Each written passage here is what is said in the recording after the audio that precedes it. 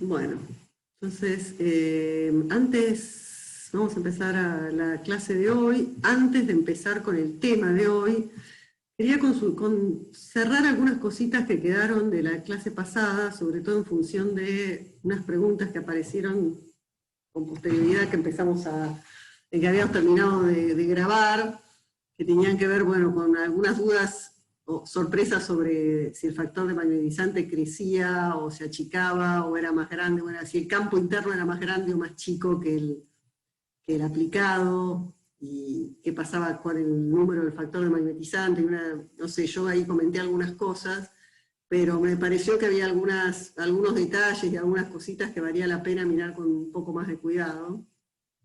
Entonces preparé algo para cerrar un poco ese tema antes de entrar con el que sigue. Primero decirles que la definición de factor de magnetizante no es muy homogénea en la literatura. Yo lo definí de esta manera en la clase, o sea, les puse un factor de magnetizante que relacionaba la magnetización media con el campo aplicado, lejos, el campo en el infinito, el campo conocido. Entonces, de esa manera lo relacioné. Muchas veces he visto lugares en donde, digamos, en este caso, cuanto mayor es el factor de magnetizante, o sea, cuanto más factor de magnetizante tiene un material, de alguna manera diamagnético, más grande va a ser ese número. Esta otra definición va en el sentido contrario, pero sin embargo, digamos, yo tengo artículos donde lo definen, ponen un N definido de esta manera y llaman a este N el factor de magnetizante, o sea que es el contrario de lo que yo definí. Y también en otros lugares aparece esta definición, es decir, que es parecida al N pero solo mide la diferencia entre el campo aplicado y el campo interno, ¿no? Así que, digamos, nada, la verdad que no sé si hay una manera correcta y otras incorrectas de definirlo, simplemente lo que les menciono es que en cada vez que vayan a leer algo y vean que aparece el factor de magnetizante, fíjense cómo está definido, porque hay muchas maneras de definir ese numerito, no importa demasiado cuál es, lo importante es saber qué es lo que uno está usando y cómo lo está definiendo. A qué se llama factor de magnetizante no es central, pero bueno, sí saber que en la literatura está definido de múltiples maneras. ¿Está bien? Entonces, por empezar eso, yo voy a seguir usando esta definición porque me parece la más cómoda, pero bueno, entonces, lo que les comenté también es que cuanto más se desvían las líneas de campo, con la definición esta que pusimos acá, el factor de magnetizante aumenta a medida que la geometría desvía más las líneas de campo, ¿no? O sea, pasa de 1 a mucho más de 1 en esta definición. Entonces, en particular, ojo que la geometría no es solamente qué forma tiene la muestra. ¿Está bien? En una esfera sí, porque una esfera me da lo mismo, es una esfera. Pero en una muestra, en realidad, lo que importa es no solamente la forma de la muestra, sino cómo está la muestra en relación al campo aplicado. Por ejemplo, supongamos tomemos una muestrita que tenga esta forma, que es muy común, en particular cualquier película delgada, muchos monocristales, o sea, es una forma de muestra, diría yo, casi la más común. En donde uno tiene un área que es bastante más grande que el espesor. Entonces, en este tipo de muestras, si uno pone el campo paralelo a la, digamos, a la cara grande, esto es casi lo que nosotros llamamos un slab infinito a los fines de las cuentas, digamos. O sea, no va a dar exactamente una solución de slab infinito, porque obviamente en esta región va a haber corrientes que van a contribuir a la magnetización, que no van a ser las que uno pone o incluye en un modelo de slab infinito, pero van a contribuir, cuanto más grande sea el área, menos van a contribuir esas corrientes, y la verdad que si uno calcula el momento magnético pensando que esto es un slab infinito, va a dar algo bastante parecido a lo que da en la realidad. Entonces uno puede pensar en esta idea de que la magnetización en un superconductor, en un diamagneto perfecto, es directamente menos el campo aplicado en una geometría como esta, y que por lo tanto el momento magnético va a ser esa magnetización por el volumen, y el volumen es este área por este espesor, ¿no? Este es el volumen de la muestra. Entonces, en una geometría, en esta muestra puesta con el campo en esa dirección, daría ese momento magnético, si uno mide el momento magnético. Que por supuesto a medida que el C esté cada vez más chiquito, el momento magnético se hace muy difícil de medir, ¿no? Porque bueno, uno tiene, este C, si uno lo hace arbitrariamente pequeño, en un fin delgado, nanométrico, esta magnetización es realmente muy chiquita, el momento magnético, perdón, y es muy, muy difícil de medir. Ahora, la misma muestra la podemos poner así, o sea, podemos poner el campo en la otra dirección. Entonces, esta desventaja que tiene es que esta solución es fácil, es analítica, sale, esta no es tan fácil, hay que hacer una cuenta numérica para resolver esta geometría, no es tan sencilla, tampoco es súper complicada, y de hecho está hecha y está en tablas, pero bueno, no sale analíticamente. Entonces, si uno pone el campo en esa otra dirección, resulta que lo que se puede ver en estas cuentas numéricas es que cuando ya C es muy chiquito comparado con una de estas distancias, con la distancia característica del área, resulta que el factor de magnetizante, definido como yo lo definí, va como A sobre C. O sea que se va haciendo cada vez más grande, más grande, más grande a medida que C se hace más chico. Y por lo tanto, la magnetización también se tiende a infinito, por decir algo. Esto puede sonar medio extraño, pero en principio la magnetización tendería a infinito. Vamos a ver después si es que uno puede tener un diamagneto con un campo aplicado infinitamente grande. Estas son otras cosas, ¿no? Si no se rompe sería magnetismo perfecto. Pero en principio supongamos que uno estuviese en esa situación, entonces la magnetización es más grande cuanto más finito es el material, pero fíjense que el momento magnético no es infinito, ¿no? Porque el momento magnético es la magnetización por el volumen, y cuanto más finita es la muestra, más chiquito es el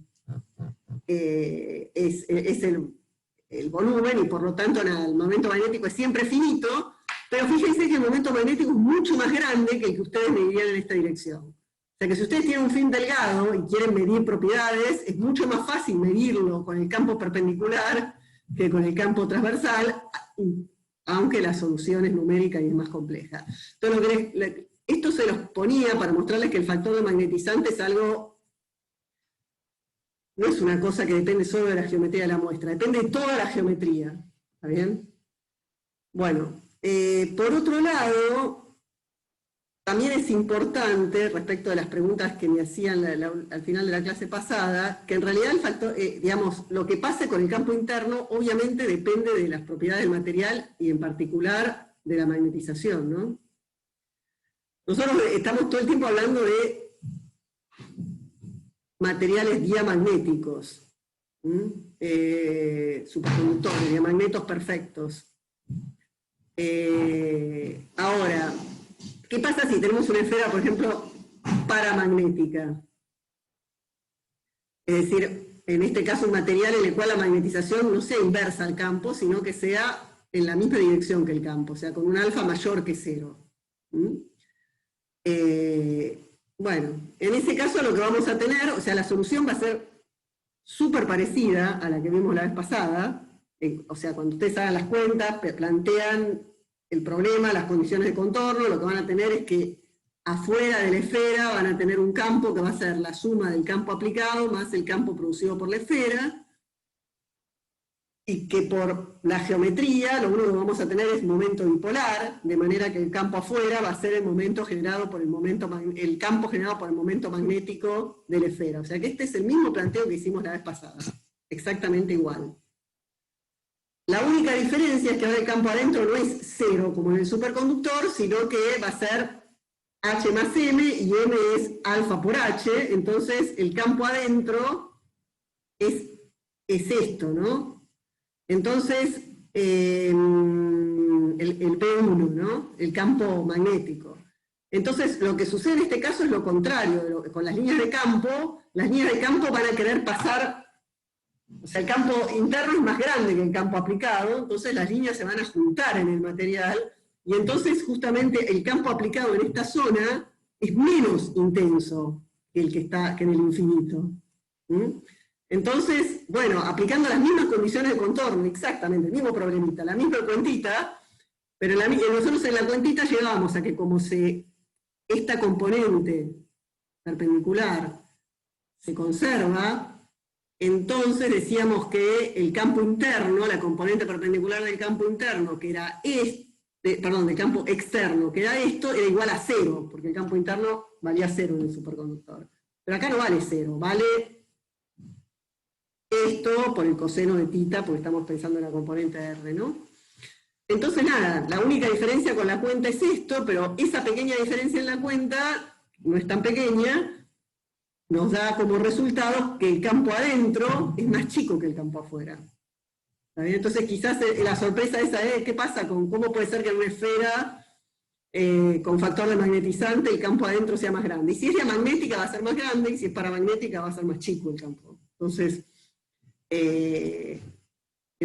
estos efectos de geometría tienen que ver con la forma de la muestra, con las direcciones, con toda la geometría y cómo esa forma está conectada con los campos que aplicamos, como son las direcciones de los campos aplicados en relación a esa geometría, y con la relación constitutiva magnética del material, si es diamagnético, si es paramagnético, si es ferromagnético, todo eso nos va a dar una distinta contribución a la desviación de las líneas de campo y por lo tanto un campo interno que va a ser diferente. ¿Bien? Así que bueno, todo esto hay que tenerlo en cuenta a la hora de pensar en el efecto geométrico de los materiales. Entonces,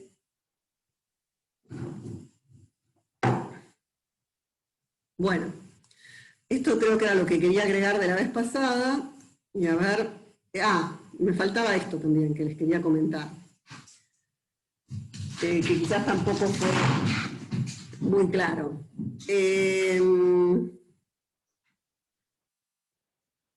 Cuando vimos la esfera diamagnética, lo que yo les comenté justamente es que por el hecho de que tenemos factor de magnetizante, lo que antes en una geometría sin factor de magnetizante era una pendiente -1, o sea, si uno graficaba magnetización versus campo aplicado, iba a tener en toda la región Meissner una pendiente -1, pero ahora la pendiente esta iba a ser mayor. Y según lo que yo les acabo de explicar, por ejemplo, si uno pone un slab finito con un campo perpendicular, esta pendiente se iría cada vez más allá, ¿no? Cada vez sería más y cada vez el campo interno y la magnetización serían más grandes, más grandes, más grandes, más grandes. ¿Está bien? O sea que va a haber una región en donde el campo interno va a superar al campo al campo crítico, y puede superarlo por mucho, depende de cómo sea el factor magnetizante del material. Entonces, eso suena raro, ¿no? Uno dice, pero ¿por qué si ese es el campo crítico en el cual se rompe la superconductividad, supuestamente, por ejemplo, cómo es que uno puede poner campos más grandes, tanto más grandes? Entonces vamos a ver más adelante que esto no es termodinámicamente estable, no lo vamos a ver en pocas clases, o sea, si bien esta supuestamente es la pendiente Meissner, esta región vamos a ver que no es termodinámicamente estable. Así que, ojo, porque digamos, una cosa es la solución electromagnética, otra cosa es que un material soporte esas corrientes y siga siendo diamagnético cuando uno le aplica determinado campo. O sea, el material puede decir, no, yo cambio ahora mi relación constitutiva, y entonces, bueno, nada, la formita va a cambiar, y de hecho es lo que pasa en los superconductores. Entonces, nada, pongo un paréntesis, una tensión, esto lo vamos a ver más adelante, pero ojo que esta pendiente no va a llegar hasta acá, porque antes van a pasar cosas. Lo vamos a ver más adelante.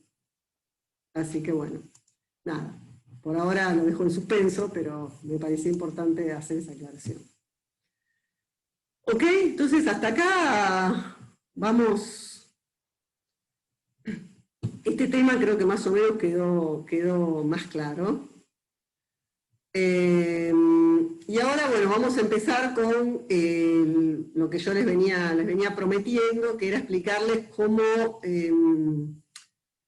fue el primer modelo electromagnético que dio como resultado, como solución, el efecto Meissner. ¿Cuál es la ecuación constitutiva que explica o justifica el efecto Meissner? Entonces, vamos a hacer este repaso para meternos en el tema de los que vimos hasta ahora. Entonces, breve repaso de lo que vimos hasta ahora en las pocas clases que tuvimos. Entonces, primero vimos que en los conductores, en donde nosotros tenemos que la corriente es proporcional al campo eléctrico a través de una conductividad que es real y que no depende de J, y por lo tanto por eso decimos que son materiales óhmicos, vimos que de acá se deriva esta ecuación, y esta ecuación implica que los campos alternos son apantallados. O sea que si uno pone una variación una condición de contorno que implica una variación con el tiempo del campo, va a aparecer una dependencia espacial cuya solución es un apantallamiento. Un apantallamiento en una longitud característica, que es el skin depth, y que depende de la frecuencia y de la conductividad o de la resistividad del material. Entonces lo que vimos es que esta distancia, que puede ser del orden de milímetros, de centímetros, de metros, de micrones también, depende de la frecuencia, depende de una serie de cosas, pero más o menos en temperaturas ambientes o de la orden de los experimentos típicos para metales suelen estar en milímetros o parte de milímetros. Entonces, esta longitud es comparable, si nosotros tenemos una muestra que tiene un tamaño comparable con el skin depth, vamos a tener que el campo interno está desfasado del externo, y por lo tanto va a haber disipación. Eso es uno de los problemas de la guía, lo charlamos bastante, o sea, el skin depth solo se ve en ese caso. Si tenemos un material muy grande, no lo notamos; si tenemos un material muy chico, tampoco lo notamos, pero justo cuando la dimensión del material coincide con esta longitud, vamos a ver el efecto del skin depth. Eso es para conductores. Luego vimos cómo cambiaban las cosas cuando teníamos un conductor perfecto, es decir, cuando poníamos que la conductividad era nula. Ahí veíamos que esta relación constitutiva pasaba a ser esta, es decir, que la dependencia temporal de la corriente ahora era lo que era proporcional al campo eléctrico. Y entonces, en lugar de llegar a esta ecuación, llegábamos a esta. Es decir, que lo que ahora se apantalla son las variaciones temporales del campo. Y aparece esta longitud característica, que es diferente de esta, y de hecho es mucho más chiquita, es del orden de los decenas o centenas de nanómetros, y no depende de la frecuencia. Entonces, esto lo que implica es que sistemas macroscópicos, en los cuales esta longitud es mucho más chico que el tamaño del sistema, directamente esas variaciones van a ser completamente apantalladas y se va a conservar la condición inicial en el tiempo. O sea, si uno enfría o enfriara en un subconductor perfecto en presencia de campo, el campo se va a quedar afuera; si uno lo enfría en ausencia de campo, nunca va a entrar el campo. O sea, va a depender fuertemente de cómo empiece, porque lo que no puede es variar con el tiempo. Esto es lo que uno esperaría en un conductor perfecto.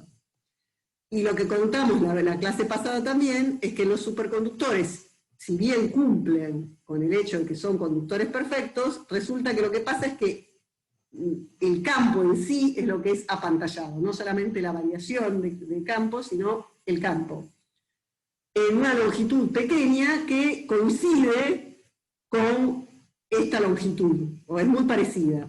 Esto yo se los adelanté, no lo vimos, pero se los adelanté. O sea que en sistemas macroscópicos el campo es nulo en el interior, y eso es lo que se conoce como efecto Meissner. Entonces, bueno, lo que vamos a ver ahora en la clase es la propuesta de los hermanos London, que encuentran una solución en la cual el campo es apantallado en esta longitud de London, que coincide con esta, ¿no? Es la misma longitud del conductor perfecto. Acá pongo Q en lugar de E, porque ellos, en principio, bueno, ahora vamos a ver un poquito, no los spoileo y seguimos. Bueno, entonces vamos ahora sí al modelo de London. Espérenme 2 segunditos que voy a ver si de casualidad, voy a consultar a ver si de casualidad volvió, dejo de grabar, y voy a averiguar si volvió internet en mi caso, si seguimos grabando con datos. Espérenme 2 segundos.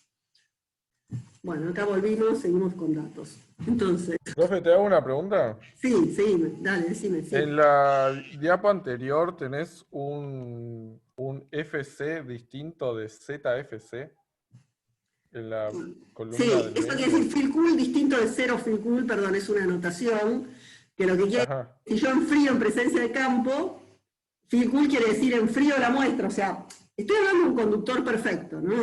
Un conductor perfecto que no existe, porque no existen los conductores perfectos que no son superconductores. Pero en este experimento ideal, lo que tengo es que si tuviese un conductor perfecto, no superconductor, o sea, que efectivamente cumpliera con esta sí, ecuación, entonces, sí, si yo enfrío el campo en presencia de campo, enfrío el conductor en presencia de campo, después siempre va a quedar con campo adentro, porque no va a poder variar con el tiempo el campo. O sea, si yo lo apago, se queda el campo adentro, que es lo que vimos la vez pasada. En cambio, si yo lo enfrío sin campo, que es lo que se llama cero fill cool, o sea, lo enfrío sin, ok, entonces nunca va a entrar el campo en el conductor. ¿Está bien? O sea que si tiene o no tiene campo, no es una expulsión de campo, sino que es una expulsión de la variación temporal de campo. claro, ¿Ok? joya. Bien. Entonces, vamos a ver entonces qué pasa ahora en los superconductores. Entonces, el modelo de estos hermanos London, lo que dice, lo que ellos proponen, es que hablan de dos fluidos. Es un modelo que está incluido en un modelo más general, que es el modelo de dos fluidos, en el cual ellos hablan de portadores normales y portadores superconductores. Y hablan de NS, una densidad de portadores superconductores, una densidad relativa. A veces la van a ver como relativa y a veces como absoluta, me parece más cómodo verla como relativa, en el sentido de que sature a 1 cuando es superconductor, cuando todo es superconductor, y a 0 cuando todo es normal. ¿Está bien? Entonces, en principio, va a depender de la temperatura, esta NS. A temperatura por encima de la crítica, el material es normal y NS vale 0, y para temperatura 0, NS es 1. Y hay una dependencia en temperatura de esa NS. Eso es lo que ellos proponen. Y dicen que los portadores normales se comportan como cargas en un conductor normal óhmico, o sea, la parte normal va a ser óhmica, y la parte superconductora es la que se describe con las ecuaciones de London. Entonces, vamos a ver cómo se describe esta parte que en realidad, digamos, vamos a después a ver que esa NS vale prácticamente 1 en casi todo, para todo el rango de temperatura, y solo se va a cerca de 1, muy cerca de la temperatura crítica, ¿no? O sea que en la mayor parte, a baja temperatura, digamos que vale prácticamente 1. Entonces, bueno, estos portadores tienen una masa M, una carga, que los London creen o lo ponen como que fuera la carga del electrón. ¿No? Nosotros la vamos a dejar como Q, porque después, como ustedes saben, porque ya les conté, porque es medio Vox Populi, la carga de estos portadores es 2 veces la carga del electrón porque son pares de Cooper. Entonces, bueno, pero los London no sabían eso en esa época, entonces ellos le pusieron E. Así que muchas de las ecuaciones dan lo mismo, porque hay un 2m y un 2e, entonces como tienen 2 veces la masa y 2 veces la carga, más sí, vale lo mismo. Muchas de las soluciones van a dar exactamente lo mismo, pero algunas pueden no dar lo mismo. Entonces por las dudas voy a dejar m y q. ¿Está bien? Pero a lo mejor si ustedes van a los libros o a algún tipo de, no sé, de paper de los London, capaz que ven e en lugar de q. ¿Está bien? Entonces, bueno, hecha esa salvedad, sigamos. Entonces, y de hecho, bueno, entonces puede que en algún lado me aparezca una E en lugar de una Q. Pero no, acá lo que decimos es esto. Supongamos que en un conductor perfecto, recordemos esta ecuación para un conductor perfecto que acabamos de recordar en la transparencia pasada, ¿no? Entonces, esto inspira a los London en decir, bueno, los superconductores son conductores perfectos, así que esto vale, o sea, esta ecuación vale para los superconductores, y voy a tener entonces esta longitud de London, definida de esta manera, y esta n que aparece acá va a ser la densidad de portadores superconductores. Entonces, lo que proponen como hipótesis los London es que esta densidad depende de la temperatura, pero no depende de la posición. O sea que es homogénea en el superconductor. Esto después, bueno, no importa, es un límite. Cuando después vemos que esta densidad en modelos más refinados, vamos a ver que esta densidad se puede asociar con parámetros microscópicos, se puede asociar con la fusión de onda superconductora, de otros modelos, y que no necesariamente es homogénea. Pero para el modelo de los London, la densidad superconductora, que tiene que ver con cuán superconductor es el material, no depende de posición, es homogénea. Bueno, entonces, inspirados en esta ecuación de los superconductores, de los conductores perfectos que vimos recién, recuerden que, bueno, entonces lo habíamos visto, pero acá lo recuerdo, fíjense que esta ecuación,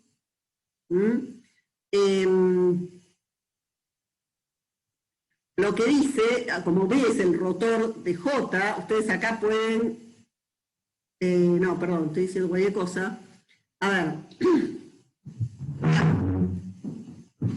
Sí, ustedes acá lo que hacen es, esta misma ecuación, acá pueden tomar la derivada temporal del rotor de J, intercambiar la derivada temporal por la derivada espacial, recordar entonces ahora la relación que hay entre dj de t y E, acá, esta ecuación de acá, incluir esto acá, ¿no? Y entonces, bueno, acá lo que tienen es que por la ecuación de Maxwell nosotros tenemos que el rotor de E es dBA de t. ¿Está bien? Entonces acá tenemos que el rotor de E lo asociamos con dBA de t. Entonces, finalmente a lo que podemos llegar es a que el rotor de J es, digamos, fíjense que esta ecuación de acá lo que hace es relacionar la derivada temporal del rotor de J con la derivada temporal de B. Entonces ellos, inspirados en esto, que tiene que ver con lo que pasa en un conductor perfecto, asocian y proponen, de la nada, pero proponen, se inspiran y proponen la misma ecuación, pero en lugar de poner de la derivada temporal, ponen directamente las corrientes y los campos. O sea, proponen esta relación entre los corrientes y los campos con esta misma longitud de penetración. Y esto es lo que pasa en un superconductor. Entonces, proponen esto, después tienen que el rotor de BJ, entonces sacan rotor a estos dos términos.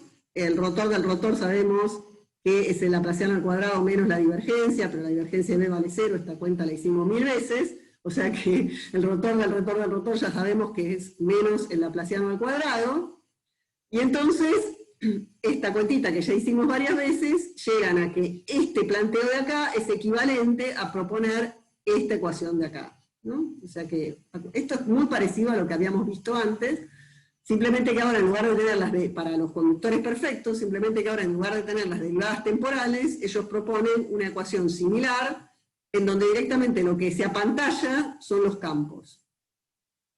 Y por lo tanto, también las corrientes, ¿no? Esto se puede ver fácilmente, que si se apantallan los campos, también se apantallan las corrientes.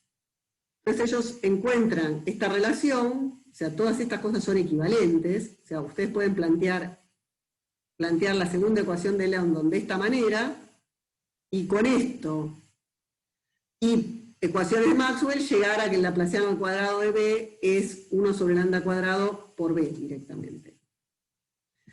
Bueno, entonces, esto es equivalente a, esto da como solución el apantallamiento de los campos, en particular en una plancha infinita, sin factor de magnetizante, es una cuenta muy fácil de hacer, aún mucho más fácil que la del skin depth, porque esta cuenta es muy parecida a la del skin depth. Acá lo que tenían era un dBA de t, y tenían que tener derivadas temporales y demás. Acá no, acá hay simplemente derivadas espaciales, Y esto es real, o sea que la cuentita es una pavada, ¿está bien?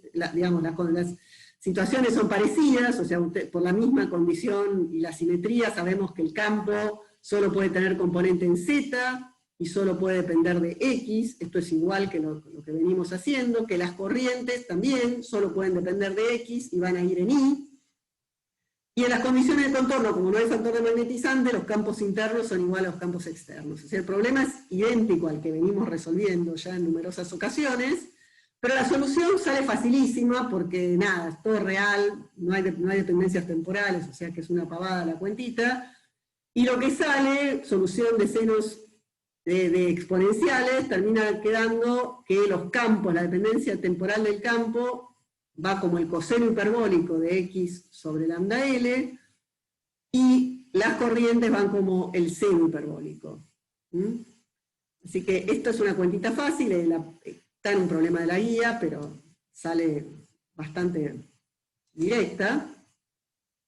Así que bueno, estos cosenos hiperbólicos y senos hiperbólicos se pueden desarrollar en el caso en que la longitud de penetración sea mucho más chica que el tamaño de la muestra, y acá entonces aparece un decaimiento exponencial con esta longitud característica, ¿no?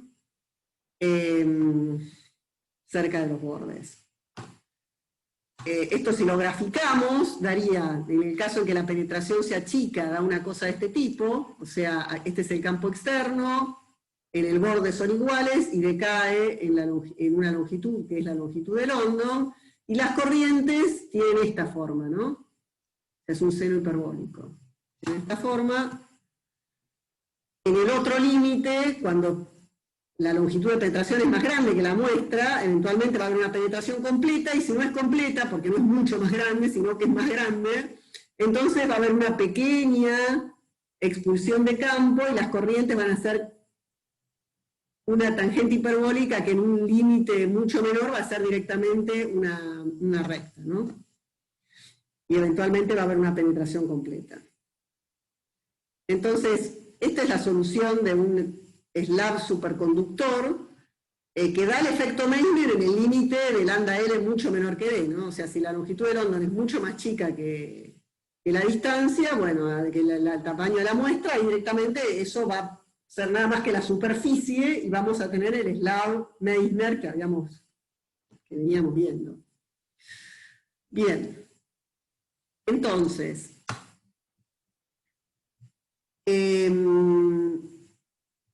Profe, una pregunta antes que me olvide. Sí, dale.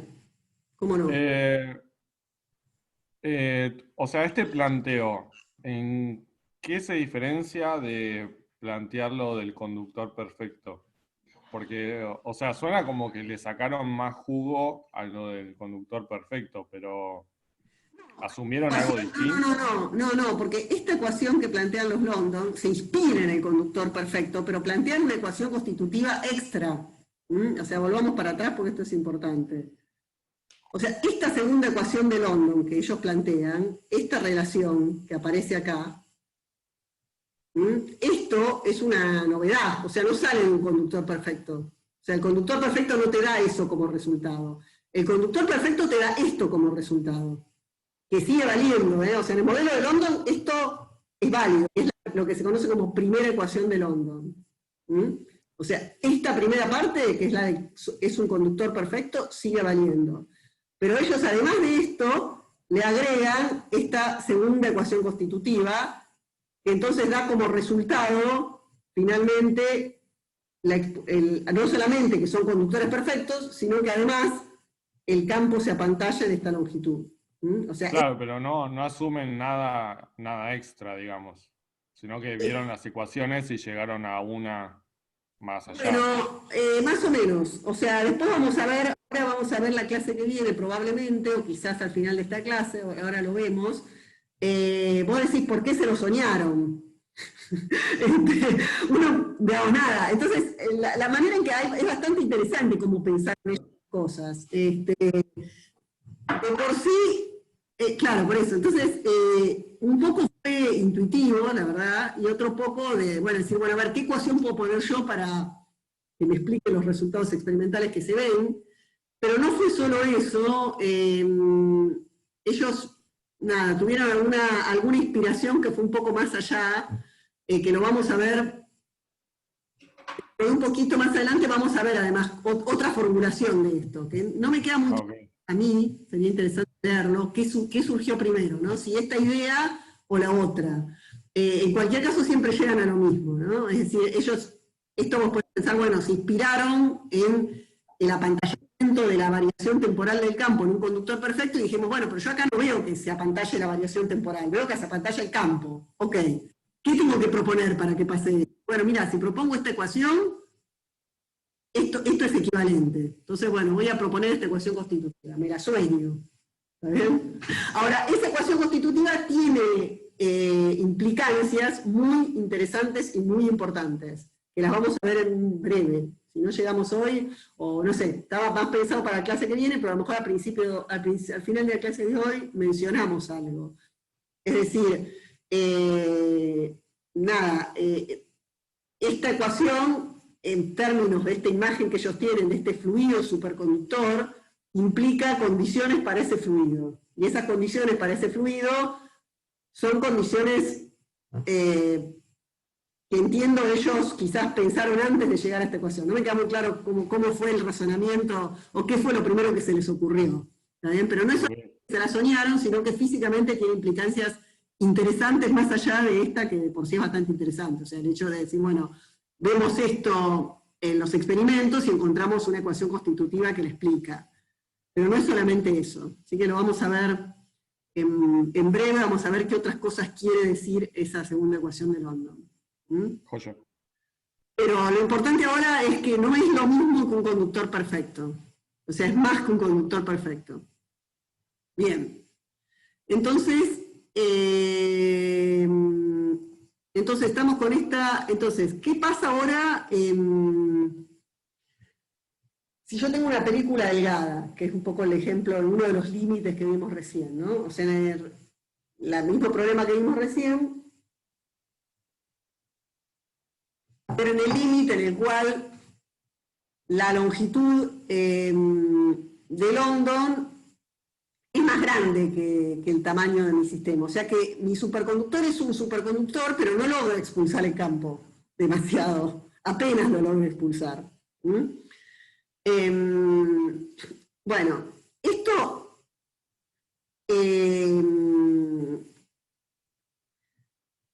bueno, ¿por qué estoy proponiendo este problema? Porque uno podría decir, bueno, a ver, ¿cómo hago yo para medir esta longitud de London? Por lo que yo les conté la vez pasada, hicimos una cuentita, sigue teniendo la misma expresión que tenía cuando la calculamos para un conductor perfecto y pusimos los números del cobre. Vimos que era una cosa muy chiquita, eran decenas, centenas de nanómetros. Entonces, ¿cómo la medimos? Si nosotros ponemos un material macroscópico, no va a aparecer esa longitud. Directamente el campo se va a expulsar y no va a haber manera de medirla.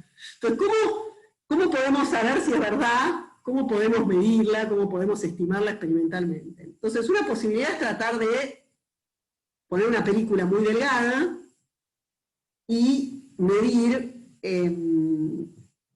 su magnetización. Ya pueden adelantar, por lo que vimos al principio de esta clase, que eso va a tener algún problema. Pero, a ver, ¿qué se les ocurre? ¿Cuál es la dificultad de usar esto como método para agarrar una película que tenga un tamaño menor que la longitud de London, o del orden de la longitud de London, y medirle la magnetización para calcular la longitud de penetración? ¿Cuál es una de las dificultades que les parece que puede aparecer en un experimento? ¿Puede ser que era lo de la magnetización infinita? ¿O ese era Bueno, otro caso? La magnetización infinita, recuerden que da un momento magnético finito, o sea que no sería un problema para medirla, pero en este caso yo lo que estoy haciendo es poniendo el campo paralelo estoy en la situación en la cual estoy poniendo el campo paralelo al eslabón. A la longitud más grande, ok. O sea que no tengo factor de magnetizante acá. Entonces, me aparece naturalmente esta cuentita, puedo calcular la magnetización, ¿no? O sea, vamos a calcular el momento magnético de esto. Entonces, tengo que la magnetización es el campo menos el campo aplicado. Ahora el campo no es cero. ¿Está bien? El campo es el coseno hiperbólico, esto de acá. Este es el campo. Entonces pongo esta expresión acá, le resto B0 y le integro. Y eso me va a dar la magnetización media por unidad de área. ¿Está bien? Bueno, la magnetización media, perdón. Entonces, hago esta cuentita y obtengo esta cuenta. O sea que ahora esta es la expresión mía de la magnetización. Entonces, fíjense que en la magnetización aparece la relación entre D y lambda L. O sea que si yo pudiera medir esta magnetización, podría calcular la longitud. Tengo D, tengo el espesor de la película, y me puedo calcular cuánto vale la longitud de London. ¿Ok? Entonces uno diría, bueno, en particular, esta puede ser una expresión medio fea, pero sobre todo en el límite en el que la longitud de London es mucho mayor que D, esta expresión se reduce a esto, o sea que es súper fácil, porque tengo que la magnetización es directamente proporcional a lambda L sobre D. Así que buenísimo, mido la magnetización y listo. O sea que, en realidad lo que hago es medir el momento magnético, como siempre, que es el volumen por la magnetización, y puedo medirlo que yo para varias distancias, hacer una recta, y de ahí sacar la pendiente y sacar la longitud del onda, por ejemplo. ¿Está bien? Este es un lindo método. El problema que tenemos es que, como yo les mostré, este momento magnético es proporcional a este espesor, ¿no? O sea, es el área que ustedes tienen por el espesor por M. Entonces, si ese espesor es muy chiquito, ese momento magnético va a ser muy chiquito y va a ser muy difícil de medir con precisión, ¿no? Si nosotros tenemos una muestra nanométrica y el momento magnético, pueden hacer ustedes la cuentita, sería interesante hacerla, y van a ver que está muy chiquito, ¿no? O sea, es muy difícil medir ese momento magnético experimentalmente. Una cosa que se puede hacer es poner varios de estos, poner unas cuantas películas delgadas, por ejemplo, y medir la magnetización de varias películas delgadas. Eso se puede hacer y de hecho se hace. Entonces, medir una sola es muy difícil porque es muy finita, pero se pueden poner muchas, o poner algunas películas con algún tipo de distribución de ancho, o algo. Hay distintas maneras para medir esa longitud con cierta precisión. Hay una pregunta. Sí, decime. Cuando decís poner muchas, ¿decís conectadas o simplemente apiladas? ¿Tipo que circule corriente por todas o No, justamente no tienen que circular. Yo lo que diría es, si vos tenés un material, y esto, ahora, todo esto va a que les voy a contar de una manera un poco más realista de medir, ¿no? Pero yo me puedo imaginar una situación en la cual yo pongo un film superconductor, dejo un espacio, pongo otro, dejo un espacio, pongo otro, dejo un espacio, después, bueno, mido el momento magnético de todo eso, y bueno, voy a tener, qué sé yo, n veces el momento magnético, o sea, que tengo que medir, y qué sé yo, me lo voy a agrandar un poco. Pero no es una construcción fácil de hacer esa, sería como una especie de superred o algo así. No es una cosa fácil, y medir uno solo es difícil. ¿Bien? Entonces, la verdad que esto no es lo que se usa. Yo se los estoy tirando así como, uno podría pensar en hacer esto, pero no es lo que se usa. Entonces, tampoco se usa el film puesto así, y después podemos discutir un poco por qué no se usa así, pero lo que se usa más es medir esferas nanométricas. ¿Por qué? Porque las esferas nanométricas sí es muy común, uno puede tener un polvo, puede tener, es muy fácil hacer, digamos, es la típica forma en la que crecen las cosas chiquitas, crecen en bolitas, ¿no? Entonces es bastante fácil tener una solución de esferas superconductoras en una matriz aislante. Uno puede medir el momento magnético de un montón de esferitas. Uno puede tener, qué sé yo, no sé, millones de esferitas en un polvo y medir cómo es la expulsión en cada una de esas pelotitas. ¿Está bien? Y las pelotitas esas es muy normal que uno tenga esferitas pequeñas en un polvo que sean del orden de los micrones o nanómetros. Entonces, la realidad es que en la práctica, sobre todo en épocas en donde técnicas nanos no eran tan comunes como las de ahora, la manera en que se empezó a medir este tipo de cosas era con polvos nanométricos superconductores. Entonces, donde también va a haber una dependencia de la magnetización con lambda, con una cuenta bastante más complicada que esta, pero bueno, y uno puede sacar del momento magnético de esa distribución de esferas, uno puede extraer cuánto vale la longitud de London. Entonces hay un problema en la guía, que me parece que es uno de los que vamos a discutir entre todos, porque la cuenta es bastante espantosa, ni siquiera la vamos a hacer del todo, porque es bastante espantosa, que es la misma cuenta que venimos haciendo para la esfera, ¿no? Simplemente que ahora el campo adentro, o sea, primero las condiciones, la ecuación esta que nosotros veníamos teniendo, digamos, no va a ser campo cero adentro, sino que adentro va a tener que cumplir con la ecuación esta de que el laplaciano al cuadrado de B es 1 sobre lambda L por B, y eso en esféricas. Entonces eso ya es una cosa bastante espantosa. Pero bueno, se resuelve, es analítica la solución, es analítica. Entonces, uno puede, en esféricas, ver cómo es la relación entre el momento magnético y la relación entre el radio de la esfera, lambda L sobre R, o algo por el estilo, y si uno tiene una distribución de bolitas, sacar cuánto vale lambda L y medirlo. Hay un problema en la guía que se trata de 2 problemas, o 3, que abordan ese problema, y entonces, bueno, se los estoy adelantando, después lo vamos a discutir con un poco más de detalle, pero básicamente se enfoca en eso. Bien. Bueno, entonces,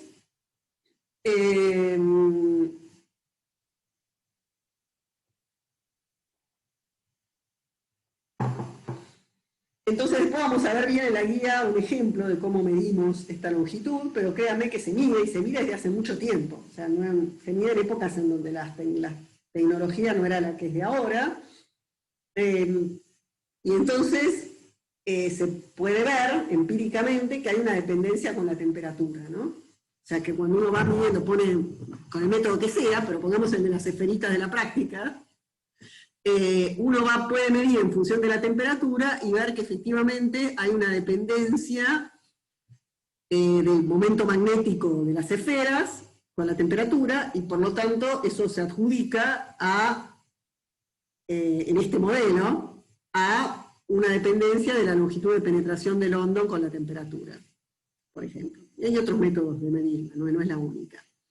Entonces se puede ver empíricamente que esta es la dependencia de la longitud de London con la temperatura.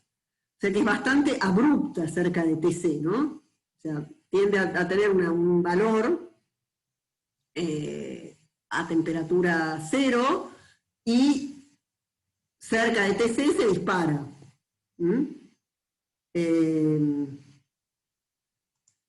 sea, tiene una forma de este tipo. En todo un rango de temperatura es casi constante, parecido al valor que tendría extrapolado a cero. Obviamente nadie llega a temperatura cero, pero bueno, uno ve que eso se vuelve constante y la puede extrapolar al valor de temperatura cero. Y se dispara cerca de TC. Este es el típico gráfico. Entonces, a partir de acá uno puede extrapolar y ver cuánto es esta lambda L de cero. Y esta lambda L de cero es la que supuestamente predice la teoría de London, ¿no? Poniendo la carga igual a la carga del electrón. Entonces, uno puede poner la masa de los portadores, la densidad de portadores. Fíjense que lo que yo les comentaba la vez pasada es que en realidad, la vez pasada no, ahora hace un ratito, que en realidad nosotros sabemos que estos son pares de Cooper, y que por lo tanto tenemos acá, en lugar de E, vamos a tener 4E al cuadrado. Acá vamos a tener 2M, porque tenemos el doble de masa por cada cosa, pero la densidad va a ser la mitad también. O sea que finalmente lambda L no se debería ver influenciada por el hecho de tener pares de Cooper en lugar de electrones, porque los factores 2 se cancelan. Entonces debería seguir dando lo mismo, independientemente de que tengamos electrones o pares de electrones. Entonces acá les muestro algunos ejemplos, y van a ver que dan del orden, pero no van parecidos. Obviamente no todos los experimentos de lambda L dan lo mismo, chicos. La realidad experimental es que hay cosas que dependen del material, de la pureza del material, de cómo se hizo el experimento. Estos son ejemplos de ciertos experimentos en donde se midió lambda L de determinada manera y se extrapoló a 0. Entonces, este es el valor que dio extrapolado a 0 Kelvin, y haciendo la cuentita para estos materiales, esto es lo que da esta cuentita. Estos son todos materiales que se vuelven superconductores a temperatura suficientemente baja. Entonces se puede hacer estos experimentos, se puede medir, esto es lo que da, y fíjense que, a ver, da bastante bien. O sea, el orden de magnitud da muy bien, este es el que da peor, pero los demás la verdad que dan bastante bien, pero sistemáticamente el experimental da un poco más grande que el de la teoría de London. El de la teoría de London es una teoría fenomenológica, nada, soñada, que se ve que da bastante el orden, pero bueno, obviamente no es una teoría de primeros principios, y no tiene por qué coincidir exactamente el número con lo que se mide. De hecho, después vamos a entender un poco más por qué, pero bueno, vemos que la verdad que le pegaron bastante bien estos London, que eran unos tipos iluminados. Entonces, esta es la longitud de penetración, y como ven, a mí me sorprende lo bien que da para lo sencillo de la teoría. Bueno, acá tenemos algunos otros numeritos, más o menos para que vean el orden de estos números, en nanómetros, ven que son siempre cosas muy chiquititos. Y acá lo que les decía, que dependiendo de la referencia, ven acá hay distintos papers y distintos métodos de medición, y para un mismo material hay bastante variación. O sea, no siempre da lo mismo, los distintos experimentos, dependiendo de qué aproximaciones hagan, de cómo los midan, qué sé yo, no es un número cerradísimo. ¿Está bien? Dan del orden, pero no dan siempre los mismos. Bueno, así que, y acá hay otros materiales, que esto lo vamos a ver más adelante, a lo largo de la materia, pero fíjense que estos son metales que tienen longitudes así, de este orden, decenas de nanómetros, pero hay otros superconductores cuyas longitudes de penetración son bastante más grandes, son un orden de magnitud mayor. Y bueno, entonces, típicamente los superconductores de tipo 2, vamos a ver que estas longitudes son más grandes, y cuanto más de tipo 2 son, más grandes suelen ser. No es tan directo, pero quiero decir, o sea, típicamente, fíjense que estas temperaturas críticas son, digamos, son más altas que las típicas temperaturas críticas de los superconductores tradicionales. Estos son todos superconductores de tipo 2, y las longitudes estas son bastante más grandes. Y de hecho, eso es parte de lo que distingue a los superconductores de tipo 2 de los superconductores de tipo 1. Entonces, bueno. Bueno, entonces, a ver qué hora es, y ahí les digo si seguimos con algo más, o cortamos acá. A ver, vamos a hacer un pequeño... Bueno, entonces seguimos grabando y vamos a adelantar un poquito de lo que sigue, ya que terminamos temprano con lo anterior, y vamos a comentar un poco cuál es el otro abordaje de los mismos hermanos London a lo que explicamos recién, al modelo, a la formulación por la cual ellos llegan a explicar el efecto Meissner. Entonces, bueno, como dijimos recién, en el modelo London los portadores superconductores están en un modelo de dos fluidos, donde Ms es la densidad de portadores superconductores, y por lo tanto va a haber una densidad de corriente superconductora que está asociada a la velocidad de los portadores superconductores y a la densidad de esos portadores y a la carga de esos portadores. Entonces, como ya les comenté la vez pasada, cuando estuvimos hablando de los conductores perfectos,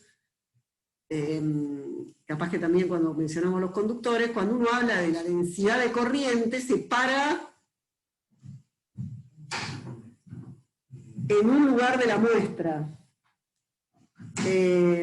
Entonces, en ese lugar de la muestra uno no es que está siguiendo a un portador, porque el portador se va a mover y no va a estar más en ese lugar, sino lo que uno ve es la velocidad promedio local de los portadores que en ese instante, o sea, cuando uno mide J de RT, lo que mide es la velocidad promedio de los portadores que en ese instante están en la posición R.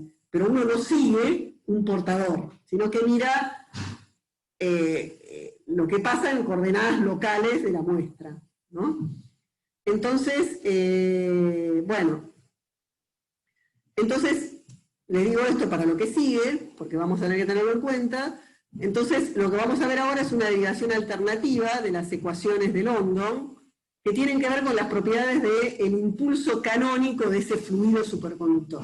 Por eso es que es probable que la inspiración de los London haya venido más por este lado.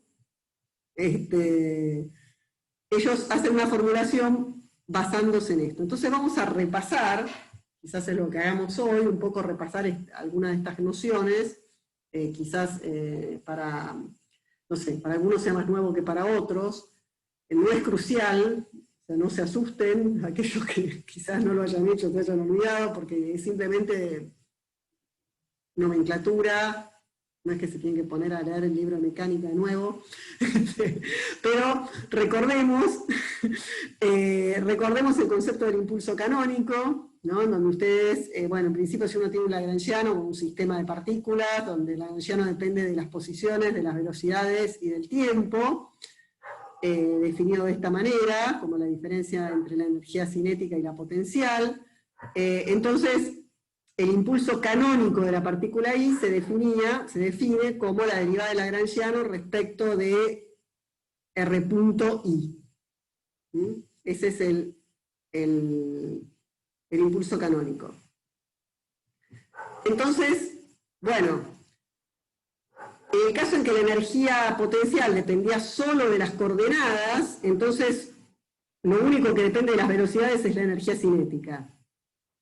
Entonces, directamente esa derivada, la derivada de la energía cinética, entonces la energía cinética es un medio de m por la velocidad al cuadrado, derivo eso y me queda que el impulso canónico es el impulso que nosotros conocemos, el más común, que es lo que llamamos el impulso cinético. ¿Está bien? Es un repaso que no es fundamental para lo que vamos a echar. Es importante y por eso lo estoy repasando, pero no esté tranquilo que no vamos a seguir mucho con esto. Pero bueno, entonces, este es el impulso cinético, pero me parece importante repasar la diferencia entre impulso cinético y impulso canónico. ¿Está bien? O sea, el impulso cinético es igual al impulso canónico si uno tiene un potencial que no depende de las velocidades.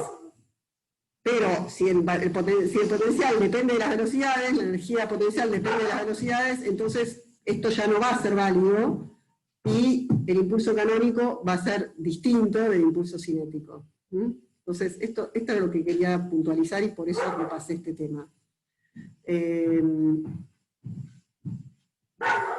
Bueno, entonces, efectivamente, este caso es el caso de una partícula cargada en un campo electromagnético. O sea, en un campo electromagnético, en este caso uno va a tener un lagrangiano que va a tener esta forma, y entonces, acá este es el potencial eléctrico, este es el potencial vector, entonces el impulso canónico no va a ser simplemente el impulso cinético, sino que va a ser m por r punto más q por a. Esto muchos lo tienen recontra claro, lo vieron un montón de veces, y para otros puede ser muy raro, porque no tenemos una audiencia homogénea. Así que bueno, me interesaba repasarlo. Entonces, entonces los London estudiaron el impulso canónico asociado a los portadores superconductores, ¿no? Entonces, este impulso canónico era m por bs, o sea, el impulso cinético, más q por a. Bien, entonces, me voy a tomar la libertad de usar ambas notaciones, porque hubo partes que saqué de un libro que copié directamente de las formulitas para no escribir tanto, que en lugar de poner vectorcitos así, escribía los vectores de esta manera, así que sepan ustedes interpretar equivalencias. O sea, en algunos casos va a figurar el vectorcito, E vector, y en otros casos va a figurar E con esta rayita más gruesa, y son equivalentes, y así con todos los vectores. Porque eso me ahorró escribir algunas fórmulas. Bueno, entonces, hacemos esto, y creo que con esto vamos a cerrar hoy para que después lo lean, lo revisen y demás. Entonces, la idea es que cada portador, que está sometido a un campo electromagnético, se va a acelerar por la fuerza de Lorentz. Antes, recuerden que hasta ahora nosotros no poníamos campo magnético en nuestros problemas, entonces teníamos nada más que un campo eléctrico y poníamos nada más que esta ecuación, pero ahora le agregamos el hecho de que hay un campo magnético y entonces los portadores tienen la fuerza de Lorentz completa. Entonces, si los portadores no interactúan y no chocan, o sea, si tenemos un superconductor o un conductor perfecto, podemos pensar que si un elemento de volumen superconductor está acelerado, se va a acelerar todo juntito, aproximadamente. O sea que lo mismo que vale para cada uno de los portadores, va a valer para la velocidad media de un volumen de fluido que se mueva. Y como les decía, nos interesa expresar la ecuación en términos de derivadas locales, ¿no? O sea, no queremos seguir a un volumen de portadores, sino que queremos quedar quietos en ese lugar y ver cómo varían las propiedades en un lugar fijo de la muestra.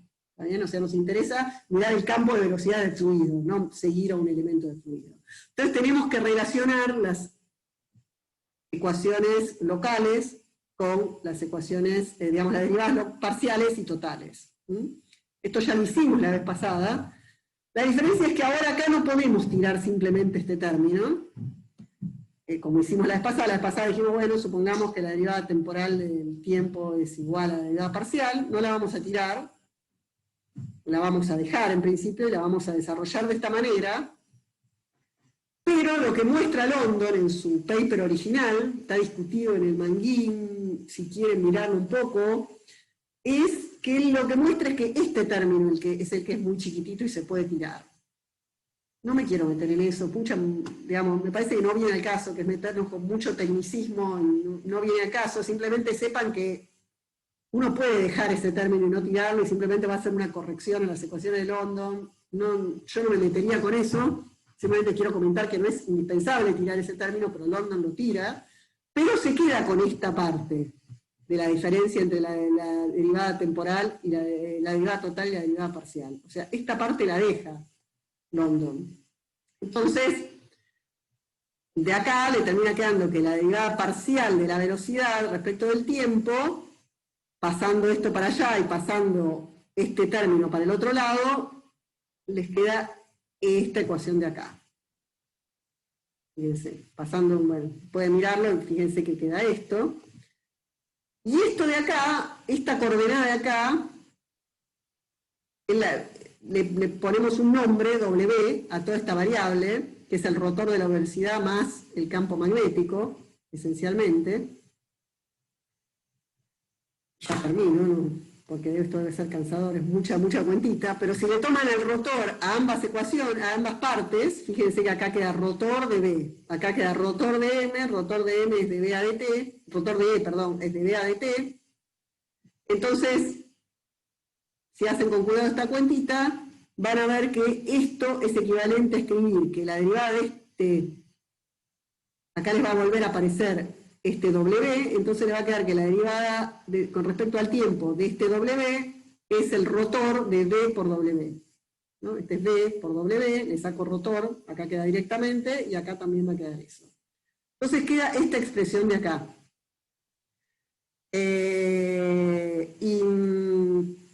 Bueno,